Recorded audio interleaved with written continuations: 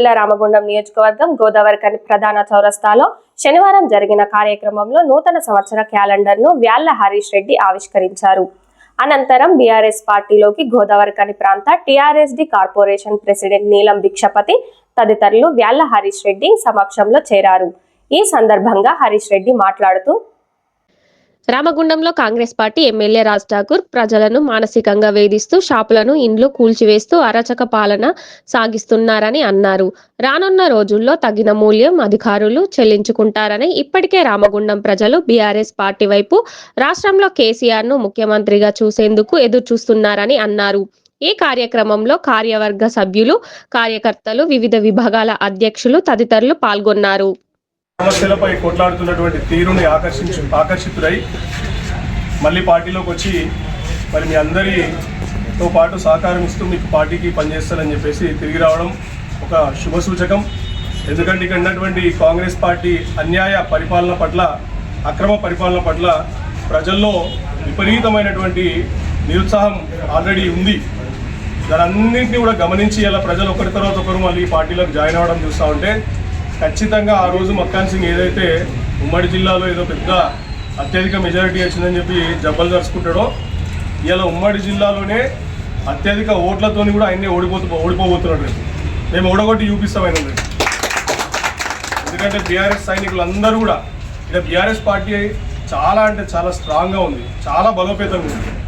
కేవలం ఏంటంటే కొన్ని పార్టీలో జరిగినటువంటి కొన్ని సంఘటనల ఆధారంగా కొంత వీక్ అయినప్పటికీ ఇలా మేము బాధ్యతగా పార్టీని భుజాల మీద వేసుకొని ఒక బరువుతో, ఒక బాధ్యతతో మళ్ళీ పార్టీని బలోపేతం చేస్తున్నాం. అందుకే ప్రజలందరూ కూడా చూస్తున్నారు మా వైపు.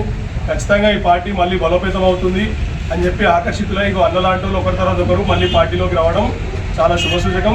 రానున్న రోజుల్లో అన్న ఒక్కడు మొదలుపెట్టిండు, రానున్న రోజుల్లో వేల మంది తరలివచ్చి మళ్ళీ బీఆర్ఎస్ కండువాలు కప్పుకోవడము,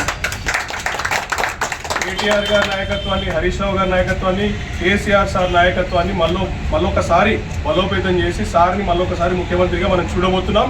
ఇది తథ్యం, ఇది రాసి పెట్టుకోండి. జై తెలంగాణ, జై తెలంగాణ.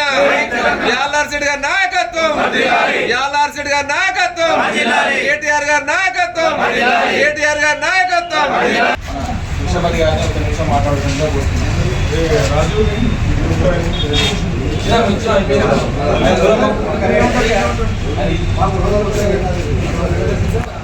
ఈరోజు రామగుండం నియోజకవర్గ కార్పొరేషన్ సొంత పార్టీ సొంత గూటికి రావడం నాకు చాలా సంతోషంగా ఉంది. గత 15 సంవత్సరాల నుండి బీఆర్ఎస్ పార్టీలో కష్టపడి మేము ఉద్యమంలో పాల్గొన్నాం. తిరిగి పార్టీ పురోగమించుకోవడానికి మేము కృషి చేశాం. కొన్ని అనివార్యాల కారణాల వల్ల మేము పార్టీని కొన్ని బహిష్కరణ కాదు కానీ పార్టీని మా ఇచ్చ మేమే వెళ్ళిపోయే విధంగా గత బీఆర్ఎస్ నాయకులు చేసిన పనికి మేము వెళ్ళిపోవడం జరిగినది. ఆ లెవెల్లో కాదు మన టీం మిత్రులకు అందరికీ తెలుసు. మేము వెళ్ళిపోయిన తక్షణ టీఆర్ఎస్డి తెలంగాణ రక్షణ సమితి డెమోక్రటిక్ పార్టీ తరఫున రామగుండం కార్పొరేషన్ అధ్యక్షుడిగా ఎన్నుకోబడ్డాను. గత 10 నెలల నుండి నేను ఆ పార్టీ బలోపేతానికి కృషి చేశాను.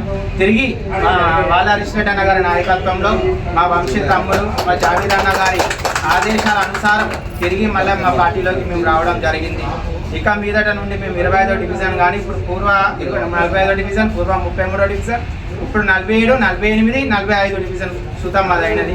3 డివిజన్లు విచ్ఛిన్నం చేసిన ఈ కాంగ్రెస్ ప్రభుత్వానికి వ్యతిరేకంగా మా బీఆర్ఎస్ పార్టీ అభ్యర్థులను గెలిపించుకుంటామని అన్నకు మేము వాగ్దానం చేస్తున్నాం. సందర్భంగా